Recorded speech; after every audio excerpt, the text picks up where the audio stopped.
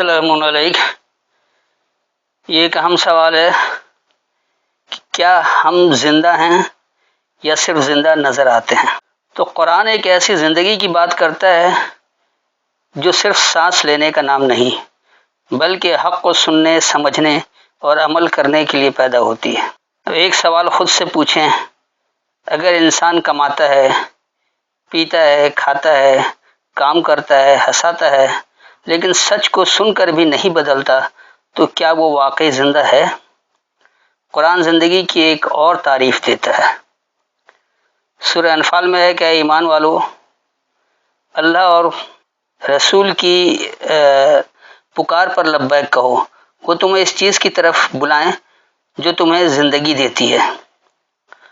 قرآن کے مطابق اصل زندگی وہ ہے جو انسان کو اندر سے بیدار کر دے، سوچ دے، مقصد دے اور حق کے ساتھ کھڑا ہونے کی صلاحیت دے۔ اسی طرح سورہ انعام میں اللہ نے کہا کہ کیا وہ شخص جو مردہ تھا پھر ہم نے اسے زندگی دی؟ تو یہاں مردگی صرف جسم کی نہیں بلکہ شعور، بصیرت اور حقیقت کی دوری بھی ہو سکتا ہے۔ تو بہرحال ان دونوں آیتوں کو ہم تفصیل سے دیکھ لیں گے کہ کیا کہا جا رہا ہے۔ اس سے پہلے چند گزارشات کہ کیا آپ واقعی زندہ ہیں؟ قرآن کا جواب حیران کر دے گا۔ سانس لینا زندگی نہیں، قرآن کس زندگی کی بات کرتا ہے؟ کچھ لوگ چلتے پھرتے ہیں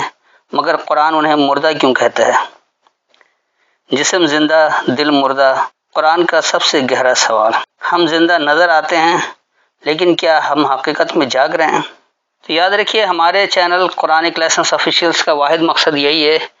کہ ہم اللہ کی کتاب القرآن کو آسان اردو زبان میں عام لوگوں تک پہنچائیں تاکہ اس پر عمل کرنا آسان ہو اور لوگ اچھی طرح اللہ کی بات کو سمجھ کر اس پر عمل کریں تاکہ وہ نتائج حاصل ہوں جو اللہ دینا چاہتا ہے۔ وگرنہ آپ دیکھ لیں آج دنیا بھر میں مسلمانوں کی تعداد تو بہت زیادہ ہے لیکن وہ نتائج انہیں نہیں مل رہے ہیں جو اللہ انہیں دینا چاہتا ہے۔ تو ایسا کیوں ہے؟ کبھی اس پر بھی غور کیا ہے؟ تو بہرحال آئیے سب سے پہلے ہم سورہ انفال اور اس کی آیت نمبر 24 کو دیکھ لیں، یعنی 8 کی 24۔ پہلے آپ کے سامنے مروجہ روایتی ترجمہ اور پھر اس کی حقیقت۔ اے ایمان والو اور اللہ اور اس کے رسول کی دعوت قبول کرو جب وہ تمہیں اس کے لیے بلائیں جو تمہیں زندگی بخشے، اور جان لو کہ اللہ حائل ہو جاتا ہے آدمی اور اس کے دل کے درمیان، اور یہ کہ تم اسی کی طرف روز حشر اٹھائے جاؤ گے۔ یہ ہے مروجہ ترجمہ۔ ایسا لگتا ہے جیسے انسان الگ ہے اور اس کا دل کوئی الگ ہے۔ تو ہمارے دراصل مترجمین جو بیچارے غیر اللہ کے کلام کے بغیر اللہ کی بات کو سمجھ نہیں سکتے ہیں، وہ کسی روایت کا پابند اسے کر دیتے ہیں، اس لیے وہ بات کو سمجھ ہی نہیں پاتے ہیں اور اسی لیے وہ نتائج بھی حاصل نہیں ہوتے انہیں جو اللہ انہیں دینا چاہتا ہے۔ تو دیکھیے یہاں اللہ کیا کہہ رہا ہے، یا ایھا الذین آمنو، اے ماننے والے لوگو، استجیبوا، تم جلد جواب دو، للہ وللرسول، اللہ کے لیے یعنی اس کے رسالے کے لیے، اذا دعاکم، جب تمہیں پکارتا ہے، لما یحییکم، اس کے لیے جو اس سے تمہاری احیا ہو، تمہاری نشو و نما ہو، تمہیں زندگی دے۔ وَاعْلَمُوا، اور یہ جان لو، ان اللہ، یہ کہ اللہ، یحول بین المرء وقلبہ، وہ ادھر ادھر کرتا ہے انسانیت اور اس کے پلٹنے کے درمیان۔ وَأَنَّهُ، اور یہ کہ وہ الیہ تحشرون، اسی کی طرف تم اکٹھے کیے جاؤ گے۔ تو اس آیت میں اللہ واضح طور پر بتا رہا ہے کہ اگر تم ماننے والے ہو گئے ہو تو تم اللہ کے لیے یعنی اس کے رسالے کے لیے جلد جواب دو۔ تو اللہ کو کیسے جواب دیا جاتا ہے؟ آپ قرآن سے سوال کرتے ہیں اللہ میں زندگی کیسے گزارنی ہے، اللہ آپ کو بتا رہا ہے۔ تو جب آپ عملی طور پر اس عمل کو بروکار لے کر آئیں گے تو یہ اللہ کو جواب دینا ہوتا ہے۔ اسی لیے یہاں اللہ نے آگے وضاحت بھی کر دی کہ یہ جواب کہیں غیر اللہ کی کتاب سے نہیں ہوگا بلکہ ولی رسول یعنی اس کے رسالے کے لیے۔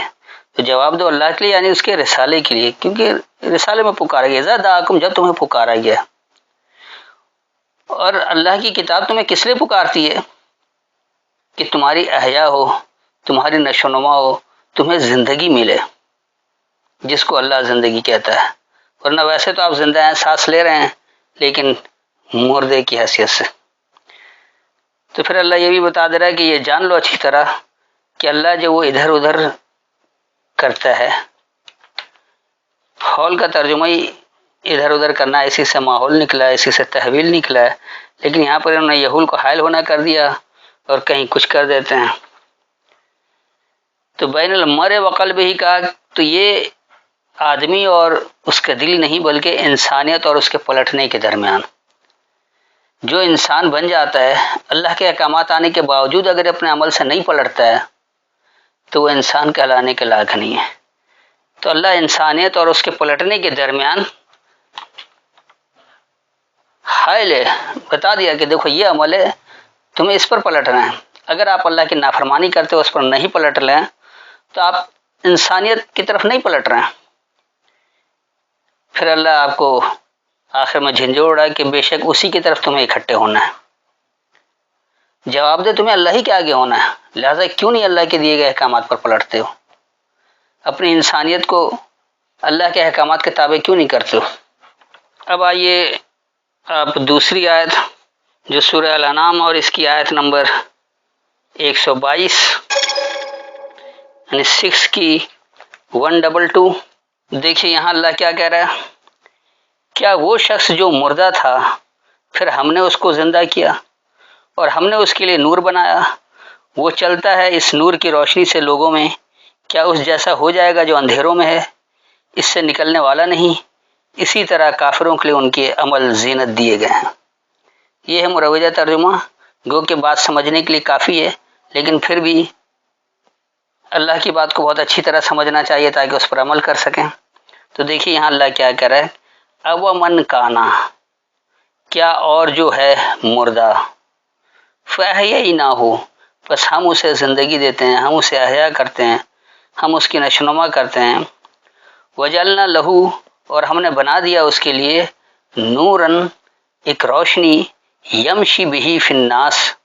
وہ چلتا ہے اس کتاب کے ذریعے لوگوں میں، کمم مثلہ، اس کی طرح ہوگا جس کی مثال فی الظلمات، اندھیروں میں ہے، لیس بخارج منہا، نہیں ہے نکلنے کو اس سے، کذالک، اسی طرح زین للکافرین، مزین ہے انکار کرنے والوں کے لیے، ما کانوا یعملون، جو وہ عمل کرتے ہیں۔ اس آیت میں بھی اللہ بہت واضح طور پر بتا رہا ہے کہ اگرچہ تم دنیا میں موجود ہو، سانس لے رہے ہو، لیکن مردہ ہو، اللہ جسے مردہ کہتا ہے، تم وہ مردہ ہو، تو دیکھو اللہ تمہیں زندگی دے رہا ہے، کہاں سے دے رہا ہے، اس نے ایک روشنی دی ہے تمہیں، یہ روشنی کیا، اللہ کی کتاب ہے، اس الکتاب میں اللہ کی حدیثیں موجود ہیں، ان حدیثوں پر جو عمل کرے گا وہ روشنی میں آئے گا، اور جو ان حدیثوں پر عمل نہیں کرتا وہ کیسے روشنی میں آئے گا۔ تو اللہ نے بنا دیا ہے اس کے لیے ایک روشنی، وہ اس کتاب کے ذریعے لوگوں میں چلتا ہے، تو کیا وہ اس کی طرح ہو جائے گا، اس جیسی مثال کی طرح ہو جائے گا جو اندھیروں میں چل رہا ہے اور وہ اس سے نکلنا ہی نہیں چاہتا۔ یقینی سی بات ہے جس کے پاس قرآن موجود ہے اور وہ قرآن سے احکامات نہیں لے رہا، وہ اپنے آپ کو پلٹ نہیں رہا کہ اللہ کے احکامات کا پابند کر لے، اور اسی باپ دادا کے ڈگر پہ چل رہا ہے، جس طرح پوری قوم مردہ، وہ خود بھی مردہ اور اپنی قوم کو بھی مردہ ہی رکھ رہے ہیں۔ تو ایسے لوگ جو اندھیروں میں چل رہے ہیں اور اس سے نکلنا ہی نہیں چاہتے، کیا وہ ان لوگوں کی طرح ہو جائیں گے جو لوگوں میں ایک روشنی سے چل رہے ہیں، روشنی یعنی اللہ کی کتاب کے سہارے، اپنے ہر عمل کی تصدیق وہ اللہ کی حدیث سے کرتے ہیں۔ تو یہ اللہ بتا دے رہا ہے کہ اسی طرح انکار کرنے والوں کے لیے مزین ہے جو وہ عمل کرتے ہیں، جو انکار کرنے والے ہیں انہیں اپنا عمل بڑا خوشنما لگتا ہے، بہت اچھا لگتا ہے، ہم نے IMF سے قرضہ لے لیا، ہم نے معیشت کو سنبھال لیا، ہم نے ملک کو دیوالیہ ہونے سے بچا لیا، لیکن حقیقت میں کیا ہے، معاشرہ اور زیادہ بدامنی کا شکار ہو گیا، لوگوں میں غربت عام ہو گئی، مہنگائی بڑھ گئی، چوری چکاری چھوٹی وارداتیں اور زیادہ بڑھ گئیں، لوگوں میں خوف اور حزن آ گیا، معاشرے کا امن ہی غائب ہو گیا، کیونکہ یہ قرآن کی روشنی میں چل ہی نہیں رہا، یہ ان اندھیروں میں چلنا چاہ رہے کہ ہم نے ڈالر وصول کر لیا، ہم نے اتنے ڈالر اکٹھے کر لیے تو شاید خوشحالی آ جائے گی۔ ڈالروں سے خوشحالی نہیں آتی، خوشحالی ہمیشہ ذہنوں کی تبدیلی سے آتی ہے۔ جہاں اللہ کے احکامات کی مکمل پیروی کی جائے وہاں خوشحالی آتی ہے۔ جہاں لوگوں کے احکامات کے پیچھے چلا جائے، اپنی خواہشات کے پیچھے چلا جائے،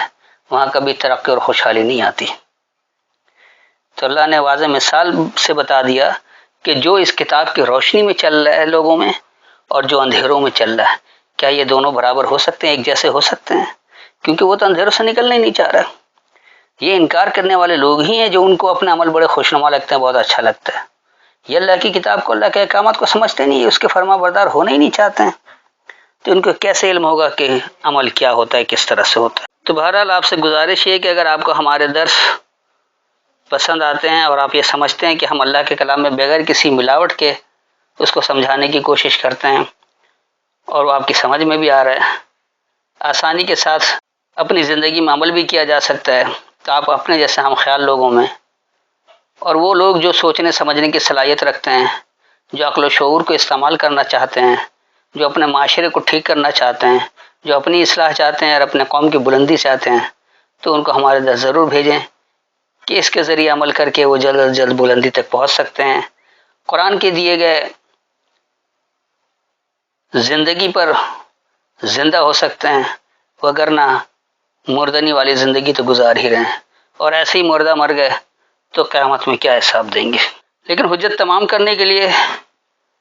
میں آپ کو ایک آیت اور پیش کرتا ہوں تاکہ بات اچھی طرح سے سمجھ میں آ جائے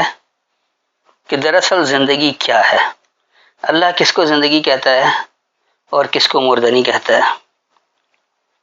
یہ یاد رکھیے کہ دنیا میں انسان زندہ ہیں، چلتے پھرتے ہیں، پھر بھی ان کو مردہ اگر کہا جا رہا ہے تو کس وجہ سے کہا جا رہا ہے؟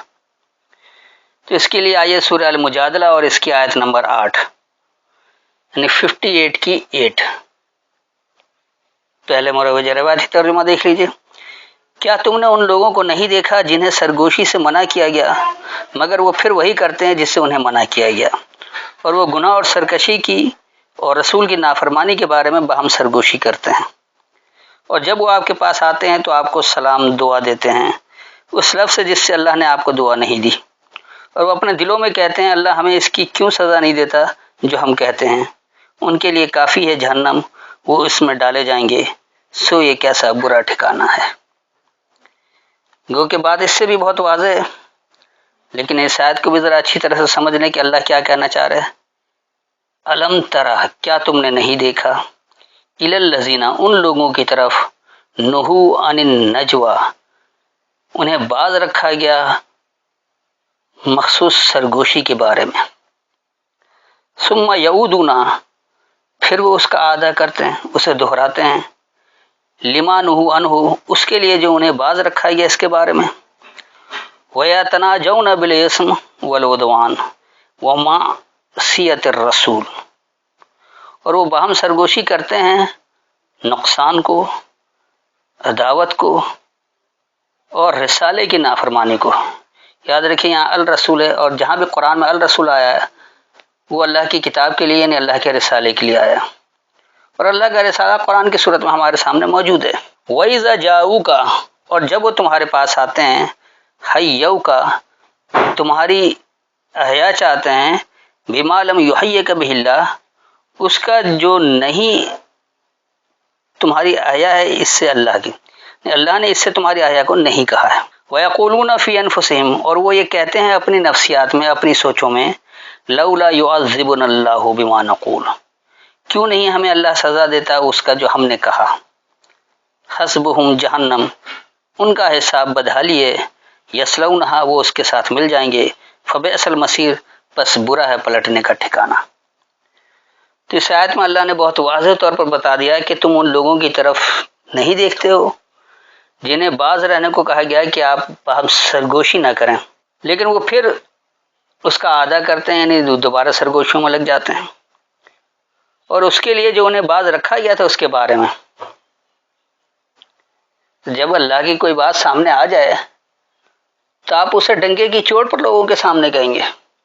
آپ کیوں سرگوشی کر رہے ہیں، بتائیں کہ یہ اللہ کی بات ہے۔ چند لوگوں کو کانا پھوسی کر کے بتانا یہ اللہ کی بات نہیں ہے، اللہ کی بات دھڑلے کے ساتھ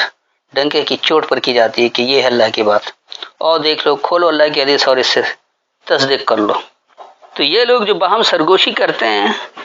نقصان کو، عداوت کو اور رسالے کی نافرمانی کو،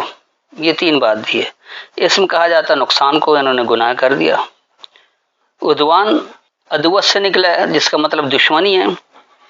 تو سرکشی اختیار کرنا بھی دراصل اپنے نفس سے سرکشی ہے، اپنے نفس سے دشمنی ہے،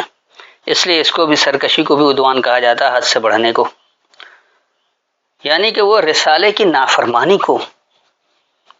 آپ دیکھ لیں کہ آج جتنے فرقہ پرست لوگ ہیں وہ اس رسالے کی نافرمانی کو باہم سرگوشی کرتے ہیں کہ دیکھو جی اللہ نے اس کی تفصیل کیا دی ہے، چاہے وہ سنت کے نام پر ہو، حدیث کے نام پر ہو، اماموں کے اقوال کے نام پر ہو، فقہ کے نام پر ہو، مسلک کے نام پر ہو، تو یہ سب کچھ قرآن سے دور کرنے کی سازشیں ہیں، اور یہ باہم سرگوشیاں ان کی انہی معاملوں میں ہوتی ہیں کیونکہ ان کی باتوں میں تضاد بھرا ہوتا ہے،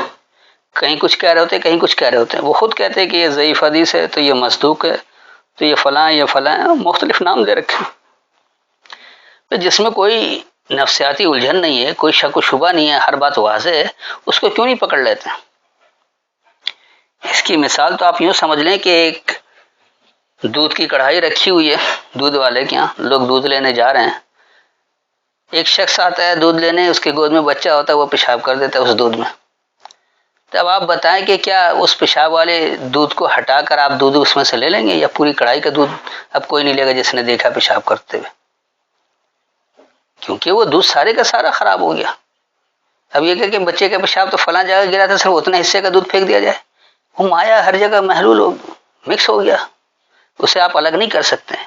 اسی طرح جو غیر اللہ کی کتابیں ہیں، جب آپ خود مانتے ہیں کہ اس میں غلط باتیں بھی ہیں، اس میں ضعیف باتیں بھی ہیں،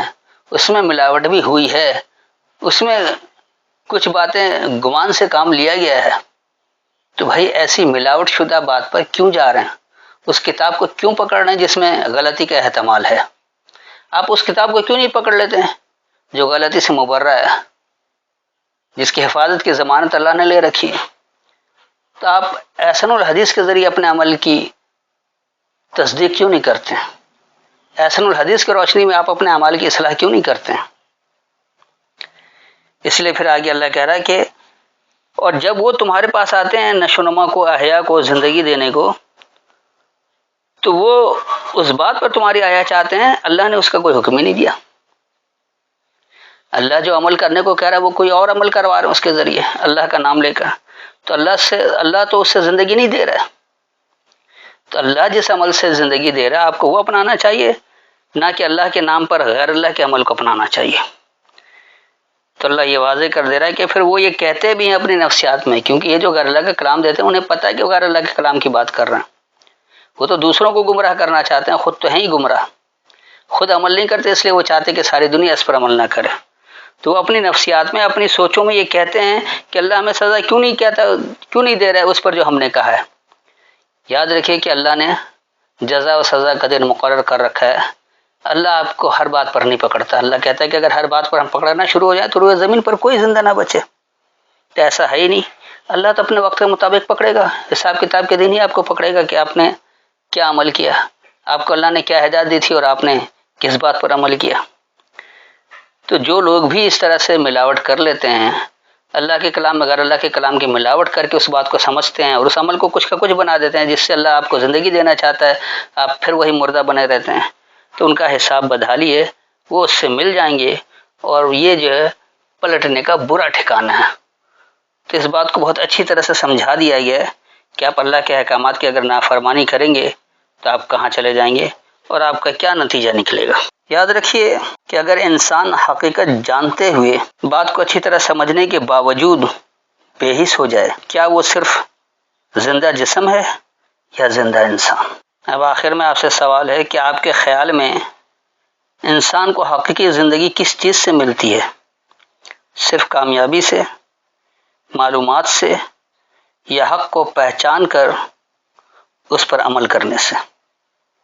اپنے کمنٹ میں ضرور جواب دیں تاکہ ہمیں بھی اس بات کا احساس ہو کہ آپ توجہ سے بات سنتے ہیں، آپ اللہ کے احکامات کو سمجھنا چاہتے ہیں، آپ اللہ کے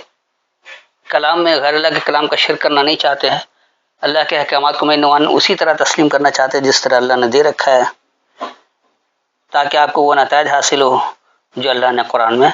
مومنوں کے وصف سے بیان کر رکھا ہے۔ تو یاد رکھیے یہ نتائج اسی وقت حاصل ہوں گے جب آپ کا عمل بغیر کسی ملاوٹ کے ہوگا، آپ کا عمل اللہ کے خالص حکم کے تحت ہوگا۔ تو میرے خیال میں نے ہر ایک کو اس کے سوال کا جواب دے دیا ہے۔ پھر بھی اگر کوئی تشنگی محسوس ہو یا آپ کے ذہن میں کوئی خلش ہو، کوئی نفسیاتی الجھن ہو، کوئی بات واضح نہیں ہو رہی ہو اور آپ سمجھتے ہو کہ آپ کا جواب بھی انہی آیتوں میں تھا، تو آپ آیت کے حوالے سے دوبارہ سوال کر سکتے ہیں۔ السلام علیکم۔